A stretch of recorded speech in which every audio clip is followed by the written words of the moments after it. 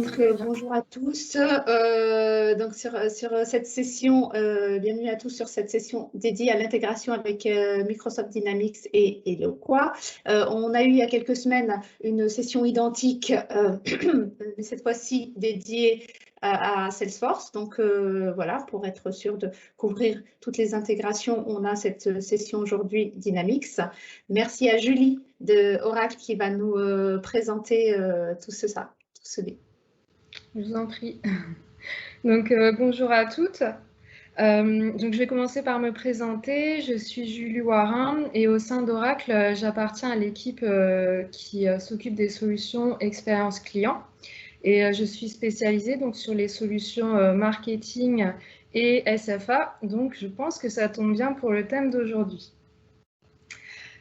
Puisque l'objectif est de comprendre le fonctionnement entre l'intégration standard, donc entre Dynamics et Eloqua. Alors j'ai prévu un agenda pour juste vous présenter le déroulé. Donc je vais commencer par vous présenter les aspects fonctionnels de cette intégration. Ensuite, on abordera les aspects techniques. Et enfin, on a prévu aussi une session d'échange. Alors bien sûr, on est très peu nombreux. Donc, dès que vous avez une question, n'hésitez pas à me la poser et à m'interrompre, puisque ce sera très facile à gérer. Est-ce que ça vous convient comme agenda? Oui, très bien. Merci. Ok. Alors, dans un premier temps, on va voir, donc, quand on parle de l'intégration marketing et CRM, finalement, de quoi parle-t-on? Donc, bien sûr, on va parler de synchronisation de données entre deux systèmes. Et qu'est-ce que ça implique exactement? Donc, on a d'un côté des collaborateurs marketing qui effectuent un certain nombre de tâches. Donc, ils vont centraliser des ciblages. Une fois qu'ils ont effectué ces ciblages, ils vont concevoir et exécuter un certain nombre d'opérations marketing. Donc, ils vont créer du contenu, envoyer des campagnes, préparer des événements. Et suite à ça, ils vont forcément générer des leads qui seront ainsi impliqués dans un cycle finalement où ils vont nurturer ces leads et enfin, une fois que ces leads seront chauds, ils vont pouvoir être traités côté commercial. Donc justement, côté commercial, que font les équipes commerciales? Elles vont créer, mettre à jour des données qui concernent les comptes, qui concernent les contacts. Ils vont gérer des processus de vente. Et ensuite, ils vont assurer le suivi donc, du CRM. Donc bien sûr, là j'ai fait vraiment les grandes typologies de tâches et en fonction de chacune des organisations, les tâches ne sont pas figées et les rôles peuvent varier un peu. Alors on voit que vraiment ces deux équipes ont des tâches qui sont distinctes, mais leur travail est vraiment complémentaire.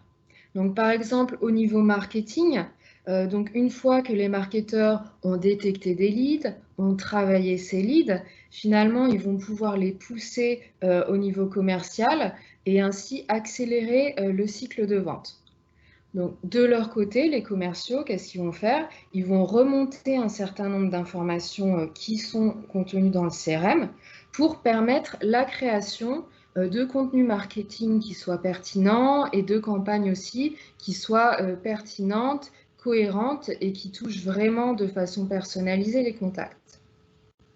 Alors, pour que la collaboration entre ces deux équipes soit vraiment efficace, c'est là justement où il va falloir qu'on travaille sur les mêmes données. Mais la question, c'est vraiment de savoir quelles sont ces données, puisqu'on ne va pas synchroniser les bases dans leur intégralité. Donc, ce n'est pas du tout le besoin, puisqu'on ne va pas recréer finalement deux bases identiques, ça n'aurait pas de sens. Donc, l'idée, c'est vraiment d'accéder à la productivité et que chacune des bases soit enrichie avec les données qu'elles vont pouvoir exploiter par la suite. Donc la première chose qu'on va faire, c'est on va définir finalement quelles données on va échanger entre les deux systèmes, dans quel sens, puisque la synchronisation peut être soit bidirectionnelle, soit unidirectionnelle, et à quelle fréquence. Par exemple, si vous créez un nouveau lead au niveau marketing, donc vous allez l'envoyer au CRM, Donc, il y a l'information qui est la source du lead. Voilà, elle va être créée une seule fois et après, elle n'a pas vocation à être mise à jour. Au contraire, si on parle des informations, par exemple, du contact, ben, on va vouloir vraiment que les deux systèmes aient des informations qui soient identiques très rapidement, enfin, voire de manière instantanée. Donc, on va vouloir synchroniser cette information dès qu'elle va changer. Tout dépend aussi de la criticité finalement de certaines données par rapport à votre activité. Donc voilà, pour toutes les données critiques, vous allez pouvoir procéder à une synchronisation qui soit plus fréquente que des données qui changent peu ou qui sont peu utilisées. Donc comment va-t-on procéder finalement pour déterminer quelles sont les données à synchroniser, quelle est la fréquence et dans quel sens? On va procéder donc par étapes. Donc, d'un côté, au niveau des équipes marketing, on va définir les besoins marketing. Donc, quels sont-ils? Finalement, ça va être des besoins qui vont servir la segmentation, c'est-à-dire quand je fais ma segmentation, sur quels critères je me base.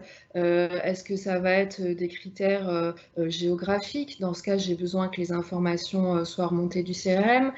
Est-ce que ça va être aussi, par exemple, des dates anniversaires de contrat? Puisque souvent, on établit des campagnes de fidélisation à partir de ce type d'informations. Donc voilà des exemples d'informations que je vais vouloir remonter du CRM, donc Dynamics, vers Eloqua, pour pouvoir effectuer mes ciblages.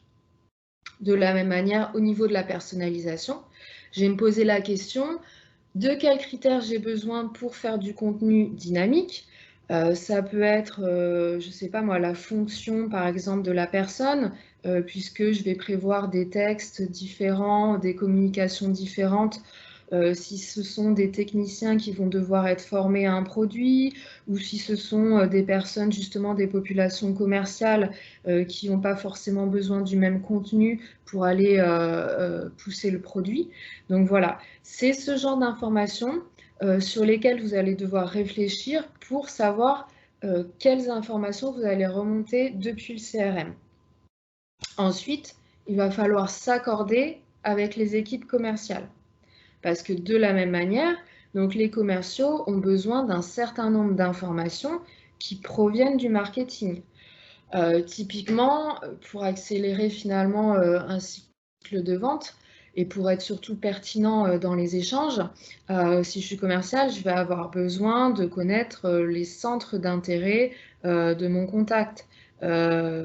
Qu'est-ce qu'il a, en fonction de ce qu'il a déjà finalement, qu'est-ce qu'il a consulté, par exemple sur mon site web, sur quelle campagne il a plus réagi, etc. Donc ça, ce sont des informations aussi qui vont redescendre, alors cette fois depuis Eloqua, vers le CRM. Après, il y a bien entendu toutes les informations de désabonnement, de désinscription, qui sont essentielles et qui doivent être synchronisées de manière instantanée avec Dynamics. Une fois qu'on a défini finalement ce travail qui permettra de collaborer efficacement entre le marketing et les commerciaux, on va pouvoir définir quelles sont les réponses de campagne. Alors en fait, quand on envoie une campagne, finalement, on attend un certain comportement de la part de notre contact. Donc la réponse de campagne, ça va être l'activité qui va signifier que j'ai atteint mon objectif de campagne. Donc si je prends un exemple assez simple, voilà, j'ai organisé une conférence. Pour moi, la réponse de campagne, ça va être la participation à la conférence. Alors, pourquoi définir cette réponse de campagne, elle est importante et pourquoi c'est important aussi de la transmettre au CRM? C'est pour pouvoir alimenter ce qu'on appelle le closed loop reporting.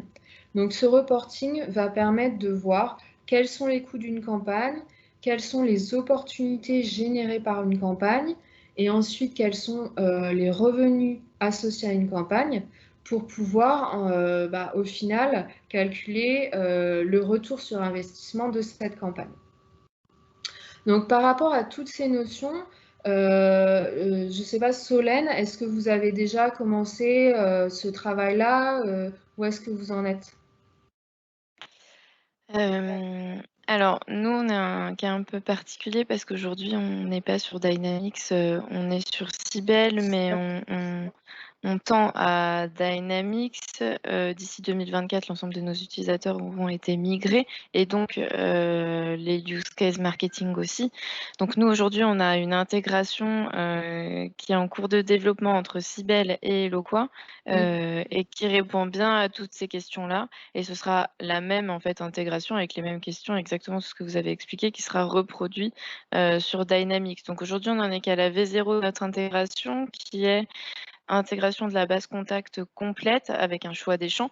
Bien sûr, on ne synchronise pas l'ensemble. Et un retour des locaux vers Siebel avec hard bounce back et unsubscribe et les réponses pour les événements. D'accord, ok. Alors juste pour info, Solène, en fait, c'est moi qui avais participé à l'avant-vente avec Eric Weiss sur le projet Eloqua. Et après, Camille avait pris la suite, avait finalisé. Donc c'est pour ça que je connais un peu le contexte. J'ai appris donc en préparant ce webinaire que vous alliez basculer de Siebel sur Dynamics. Oui, voilà. C'est pour ça que j'étais très intéressée par la session, parce que le but, c'est pas de réinventer quelque chose qui a déjà été pensé avant, quoi. Bien sûr. Donc, ce qui est bien déjà dans votre cas, c'est que si ces étapes-là, vous êtes en train de les faire ou qu'elles sont finalisées, c'est encore mieux. Et comme le travail est assez récent, finalement, on peut imaginer qu'il n'y a pas un retravail à faire par rapport à ça, par rapport à ce que vous avez prévu entre Eloqua et Siebel. Donc déjà, niveau fonctionnel, vous allez pouvoir réexploiter tout ce travail qui a été fait. Et j'avais juste une question au niveau du close loop reporting. Est-ce que ça, c'est quelque chose que vous avez prévu ou pas? En fait, aujourd'hui, pas trop, hein. Il nous reste à faire cette étape-là qui est toute cette gestion des leads, que ce soit le lead opportunité ou le lead personne physique. Déjà bien établir au niveau de notre organisation un lexique pour que tout le monde parle de la même chose, ce qui n'est pas le cas aujourd'hui. Le but à la fin, c'est bien d'avoir ça, hein, mais on n'en est qu'au tout début sur cette étape-là. Ouais, et c'est là où on voit l'importance finalement quand on parle d'intégration, on a souvent l'impression que on commence, voilà, on va rentrer dans la technique, mais en fait, il y a vraiment tout un travail et c'est pour ça que j'ai consacré une partie à ça. Il y a vraiment tout un travail fonctionnel à faire en amont. Et comme vous le dites, ce qui est très important, c'est que tout le monde parle de la même chose. Et là aussi, j'insiste vraiment sur la collaboration qu'il va y avoir entre les différentes équipes. Et sur ce sujet-là, vraiment, enfin, ça paraît évident, mais il faut vraiment le redire entre les équipes marketing et commerciales. J'avais repris en fait au niveau du close loop reporting parce que c'est vraiment pour moi, c'est l'objectif de connaître vraiment le retour sur investissement d'une campagne. C'est quand même très important pour la communication en interne et puis derrière aussi pour reproduire les campagnes qui ont bien fonctionné et pour être toujours dans une optique d'amélioration. Donc le close loop reporting, c'est vraiment un outil super utile. Donc j'avais juste repris un petit exemple parce que je ne savais pas exactement où vous en étiez par rapport à ce sujet-là. Donc là, j'avais pris l'exemple de la campagne d'une conférence de lancement de produits, par exemple. Donc, je sais que chez Thales, vous faites pas mal d'événementiels, donc on peut très bien, enfin, ça correspond aussi à ce cas-là. Donc cette campagne, elle a un certain coût. Donc, une fois qu'on a élaboré cette campagne, qu'on l'a conçue, on va pouvoir l'envoyer à un certain nombre de contacts, donc à notre cible. Cette cible, elle va amener à des réponses. Donc, c'est là où je vous avais parlé de la définition de réponse de campagne. Donc, ça va être la participation à la conférence. Cette réponse, on va pouvoir l'envoyer à notre CRM. Et donc, on pourra connaître finalement l'origine de leads qui ont été générés à partir de cette campagne. Ensuite, par rapport à ces leads, voilà lesquels ont été convertis en opportunités et quel est le revenu généré. Et c'est ça vraiment qui va nous permettre de calculer le retour sur investissement de notre campagne. Donc, c'est vraiment la boucle entre les deux systèmes et surtout cette synchronisation et cette circulation des informations entre les deux systèmes qui va nous permettre donc d'accéder à ces informations qui sont vraiment essentielles pour vos organisations. Alors, donc là, moi j'en ai conclu donc, sur la partie fonctionnelle. Je vois qu'a priori, donc, de toute manière, vous avez bien avancé sur ce travail-là. Donc maintenant, je vais aborder les aspects plus techniques finalement de cette intégration, sachant qu'on est quand même entre personnes qui sont plutôt métiers, donc je ne vais pas rentrer dans le détail, mais je vais juste vous montrer voilà, les principales notions et quel est le fonctionnement vraiment dans ces grandes lignes. Donc, dans un premier temps, on va pouvoir définir donc l'intégration du CRM vers le quoi. C'est ce qu'on appelle l'intégration inbound, donc l'intégration entrante. Donc, cette intégration entrante, elle nécessite de définir les autosyncs. Alors, ce n'est pas un mot barbare parce qu'il parle de lui-même, enfin en tout cas moi je trouve. Donc, autosync, ça fait penser à autosynchronisation. Et donc, c'est programmer des synchronisations qui vont être régulières et automatisées donc, depuis le CRM vers Eloqua. Et donc, ça va être basé sur le type d'enregistrement, tout simplement. Donc, on va décider est-ce qu'on va faire de la création, de la mise à jour ou de la suppression et sur quel type d'enregistrement, donc sur les contacts, sur les leads, sur les comptes ou sur d'autres objets.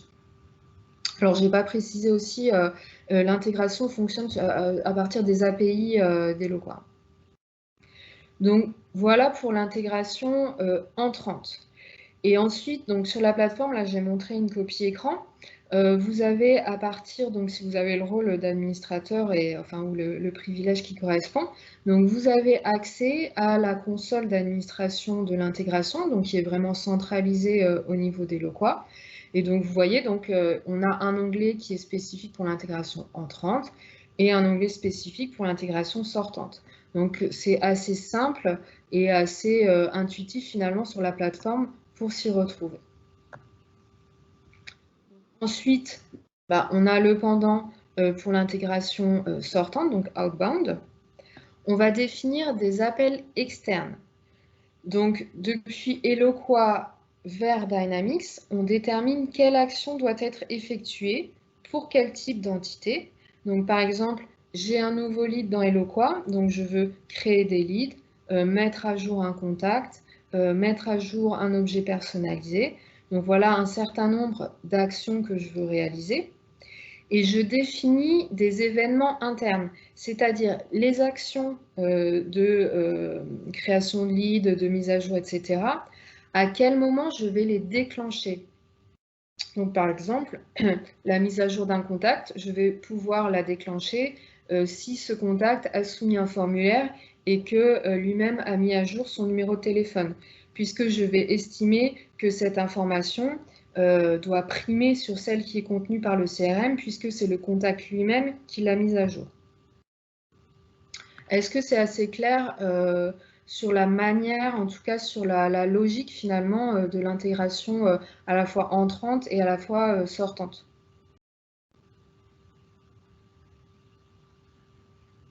Oui. Pour moi, c'est bon.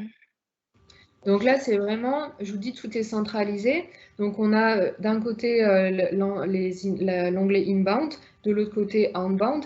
Mais une fois finalement que fonctionnellement, vous aurez déterminé tout ce dont vous avez besoin, après, ça va être juste à les mettre en musique dans la plateforme à partir de ces écrans qui font partie de l'intégration standard. Et généralement, donc une bonne pratique, c'est que les personnes qui s'occupent de cette intégration, c'est mieux si elles connaissent à la fois les deux systèmes. Comme ça, elles savent davantage la correspondance des informations. Même s'il y a beaucoup de choses qui sont prédéterminées, c'est quand même mieux d'avoir la connaissance des deux systèmes. Donc, je n'ai pas encore parlé des types de données échangées. Donc, je voulais quand même résumer le fait que à la fois dans l'intégration entrante et dans l'intégration sortante, donc vous aviez l'ensemble des informations contenues dans les deux systèmes qui peuvent être synchronisées.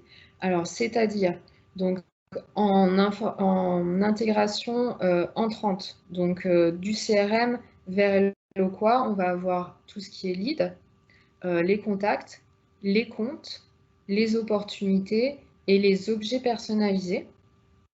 Et depuis Eloqua vers le CRM, on va avoir les leads, les contacts, les objets personnalisés et bien sûr les informations du closed loop reporting. Et c'est aussi pour ça que j'ai voulu faire un focus sur ce sujet-là.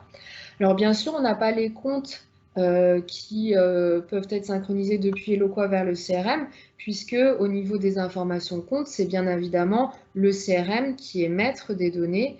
Et ce n'est pas à partir d'Eloqua où je vais mettre à jour les comptes, puisque le système n'a pas vocation à ça.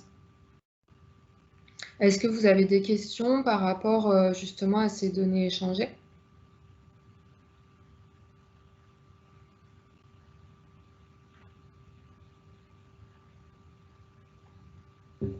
A priori, non. Donc, je vais... Pas de questions pour moi, non. Merci. Alors, il y a aussi en fait quelque chose qui est important à savoir. Comme je vous ai dit, tout est centralisé au niveau de l'intégration.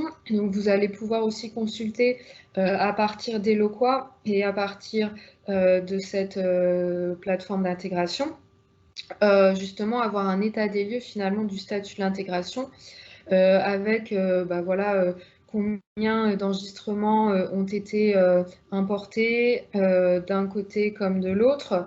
Et vous pouvez choisir aussi la période, donc en combien de temps. Donc ça vous permet bon, déjà techniquement de voir tout de suite s'il y a éventuellement une erreur. Et puis après, ça peut aussi vous donner des informations au niveau même fonctionnel. Ça peut être toujours intéressant de savoir le nombre de données qui sont échangées entre les deux systèmes et voir si justement, est-ce qu'il y en a peut-être trop ou au contraire, est-ce qu'il y a des lacunes, etc.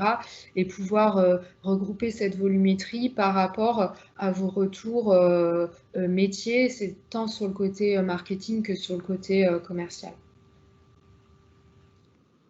Alors, je voulais aussi vous parler de l'intégration des outils d'aide à la vente. Alors, je l'ai positionné après avoir parlé de l'intégration des données parce que ce n'est pas réellement une intégration, c'est plutôt un encapsulage finalement. Donc, quand je parle des outils d'aide à la vente, je parle du profiler et de Engage. Il me semble que Solène, vous en avez à disposition sur votre plateforme. Après, je ne sais pas si vous utilisez le profiler, si vos équipes utilisent au quotidien, vos équipes commerciales. On a des licences de test. Aujourd'hui, c'est un sujet qui nous tient à cœur avec Eric de pouvoir diffuser ça auprès des équipes commerciales.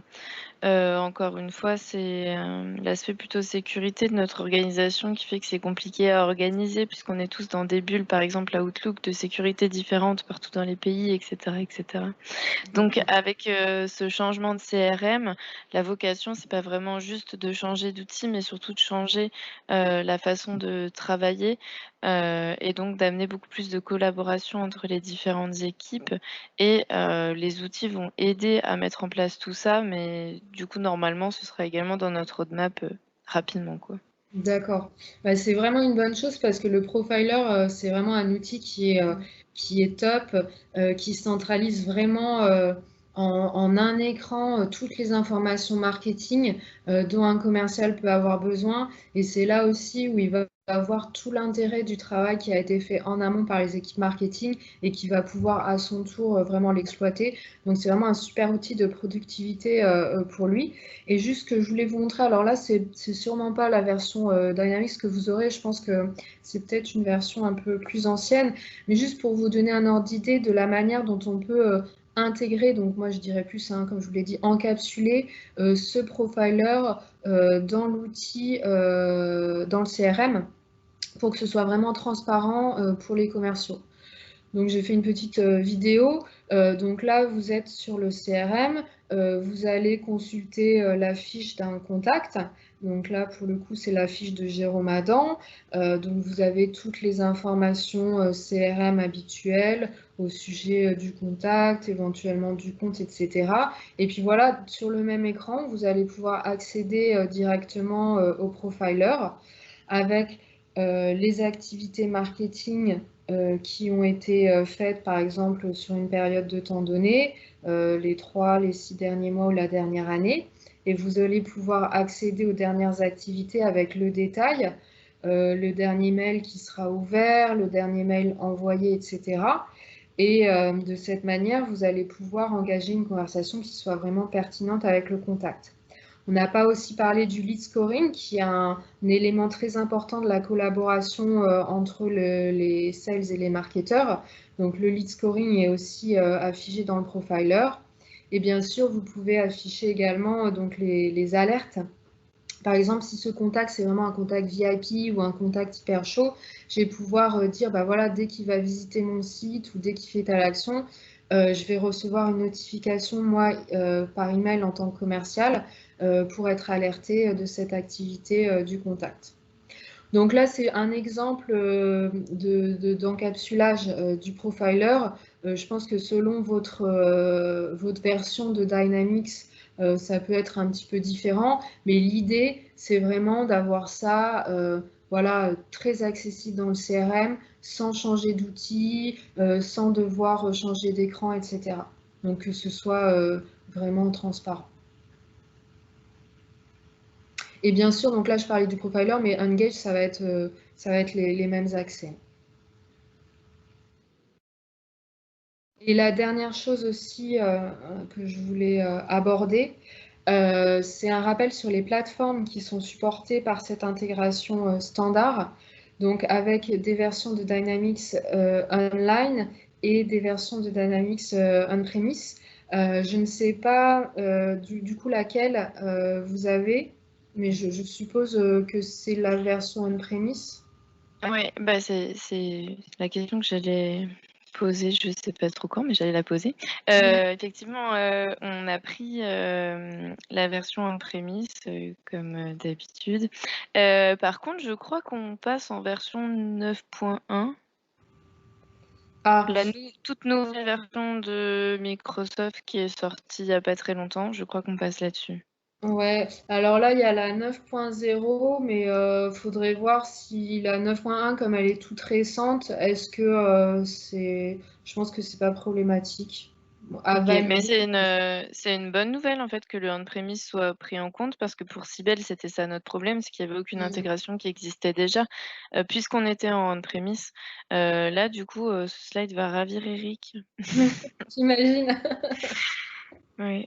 Parce qu'il le sait hein, qu'il y a ce webinaire ce matin et il m'a dit bah, c'est super, mais de toutes les façons, ça ne s'appliquera pas. Donc... Ah, mais j'aurais dû commencer par ça, alors j'aurais dû le mettre en premier, ce slide. Non, non, mais c'est une bonne nouvelle, super. Donc, ouais, voilà. Et vous, Madame Duché, vous avez cette problématique-là aussi?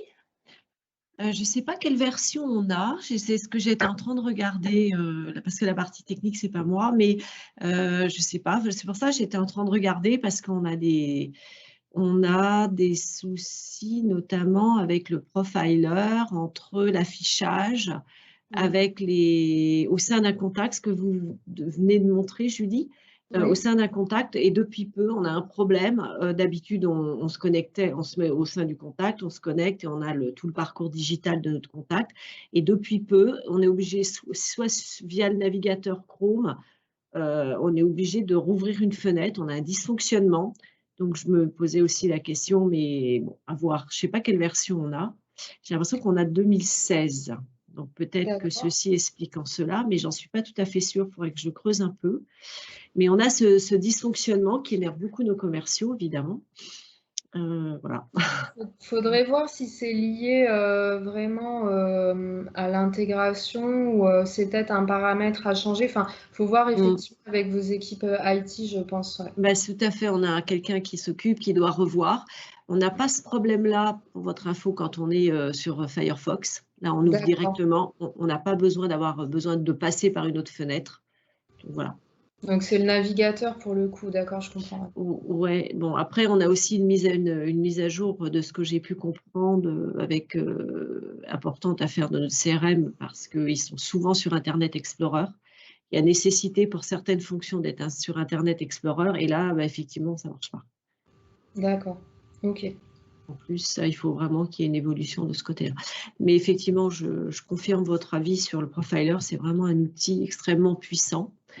Et ça, il faut le rappeler aux équipes commerciales parce que, bon, effectivement, vous parliez du lead scoring sur lequel on travaille. Je travaille avec l'équipe commerciale. Et même si un leads marketing n'est pas scoré, n'est pas chaud, néanmoins, ça n'empêche pas, pour toute autre action commerciale, d'aller voir le parcours digital. Et souvent, ça, il faut le répéter. Je me permets de partager cette info parce que des fois, j'entends, bah oui, mais ouais, j'ai pas beaucoup de leads, j'ai pas ceci. Oui, non, c'est pas parce qu'il n'est pas scoré qu'il faut pas s'interdire d'aller voir le parcours parce qu'il a peut-être des infos, des petites infos, des activités, voilà, qu'on découvre et qui peuvent être extrêmement pertinente dans l'échange commercial ensuite. Exactement, tout à fait. Alors là, je partage votre avis à 100% parce que c'est vraiment un outil très, très puissant et comme vous le dites, il y a toujours quelque chose à creuser qui va donner des infos hyper pertinentes et c'est comme ça qu'on arrive à cranter, quoi. Oui, à accrocher des futurs projets parce que souvent on a tendance, le commercial, et c'est humain, de toujours un petit peu revenir sur les mêmes sujets en cours et ça permet éventuellement de se projeter, de par son parcours, de se projeter vers des projets futurs. Voilà. Et également, bon, on a également le module Engage qui effectivement, si je ne me trompe pas, alimente aussi le profiler. Oui. Donc ça, c'est intéressant. Oui, oui, tout à fait. Bon, je verrai la version qu'on a, je pense que c'est 2016. Donc, c'est peut-être pas la meilleure. Je sais qu'ils ont un travail à faire là-dessus. Elle est supportée. Après, à voir effectivement, ou peut-être à voir aussi, sinon avec nos équipes aussi techniques, si l'IT de votre côté n'arrive pas à solutionner ce problème, peut-être nous contacter aussi directement. Oui. Ben là, il doit s'y remettre parce qu'on en a reparlé là vendredi, donc on est vraiment dedans. L'autre souci qu'on a un petit peu, c'est avec Engage, le module Engage permet d'en parler, qui est intégré, donc encapsulé dans Microsoft Outlook. Et là, c'est pareil, c'est pas tout, c'est dommage parce que c'est un élément, un outil pertinent, mais on a souvent, c'est pareil, ça fait sauter Outlook, si je puis dire, ça fait un peu des bugs. Je ne sais pas si c'est des choses que vous rencontrez. Non, justement, parce que moi, sur Outlook aussi, je l'utilise souvent et non, j'ai pas ces... Alors, certains de nos commerciaux, du coup, ils sont obligés, il y en a un, il a désinstallé, réinstallé, toujours avec la personne qui s'occupe de l'informatique, IT, mais ça, voilà, donc c'est pareil. Bon, je ne sais pas pourquoi, en tout cas, c'est des choses qu'on suit parce que c'est un outil qui est important lorsqu'ils font ils font pas de campagne, enfin, en tout cas, au niveau de notre organisation, il n'y a pas de campagne emailing à leur niveau, mais en termes, quand il y a des envois, c'est important en tout cas, ils sont motivés pour l'utiliser, quoi, parce qu'effectivement, ça permet de réalimenter le profiler et de suivre aussi l'engagement ou pas de l'envoi des emails. Donc ça, c'est vraiment un outil, mais effectivement, il y a des petits ratés fonctionnels, on a des petits dysfonctionnements. D'accord, ok. À creuser alors. Ouais, c'est à creuser parce que bon, c'est vrai que c'est pas les démotiver. Oui, surtout si c'est des outils, comme vous dites, qui ont vraiment on s'aperçoit tout de suite de l'intérêt des outils qui est immédiat.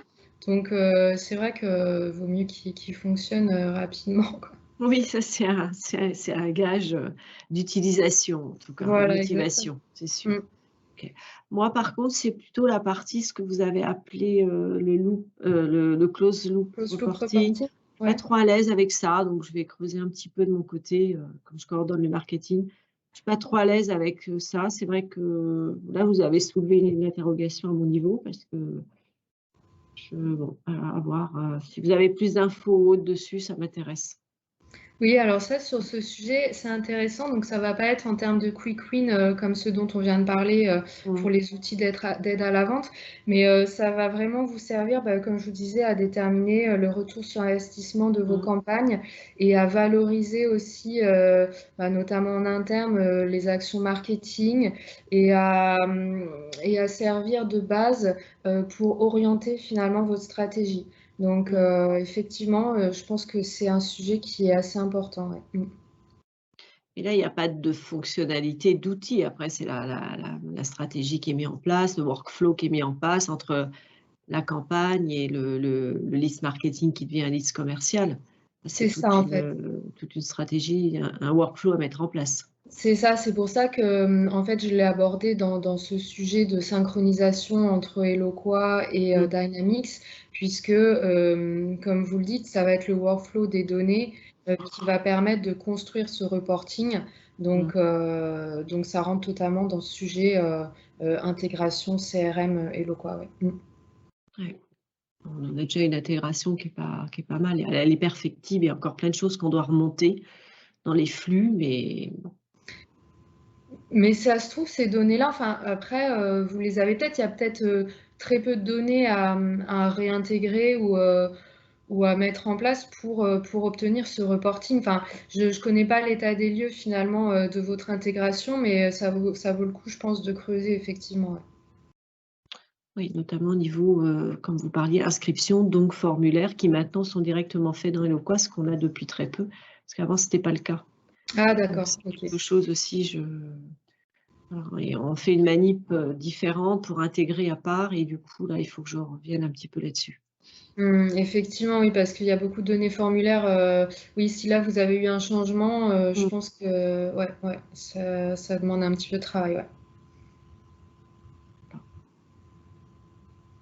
Est-ce que vous avez d'autres remarques ou d'autres questions par rapport à la présentation? Non, je vous remercie. Je vous en prie. Alors, juste petite interruption pour dire bienvenue à Marwan qui nous a rejoint en cours de route. Bonjour. Je voulais me faire discret. Non, mais t'as pas bien fait. Donc, Marwan est mon collègue d'ALD France. Je te laisse te présenter, Marwan, si tu veux, parce que je crois que c'est la première fois que je te vois ici. Je vais mettre ma cam aussi, parce que je suis à Clichy. Ouais.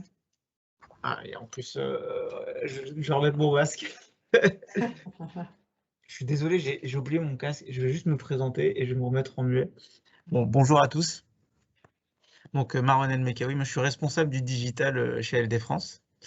Et ça comprend l'utilisation de tous les leviers du digital pour toutes nos cibles qui sont l'entreprise, le particulier, mais aussi dans l'entreprise, le professionnel, les PME et les grandes entreprises. Et donc à ce titre, on utilise Eloqua beaucoup chez LD France, énormément même, comme d'autres leviers, et on utilise tous les leviers aussi de la communication payante, réseaux sociaux, etc., pour réussir à soit à faire du business ou soit à entretenir un dialogue et fidéliser nos clients. Donc, c'est vraiment les deux challenges pour l'entreprise. Voilà. Très bien. Tu verras si tu regardes le replay de cette session, il y a quand même pas mal de similitudes entre l'intégration Salesforce et l'intégration Dynamics. Évidemment, il y a quelques petites particularités, mais globalement, moi, je retrouve un petit peu nos petits. Voilà. OK.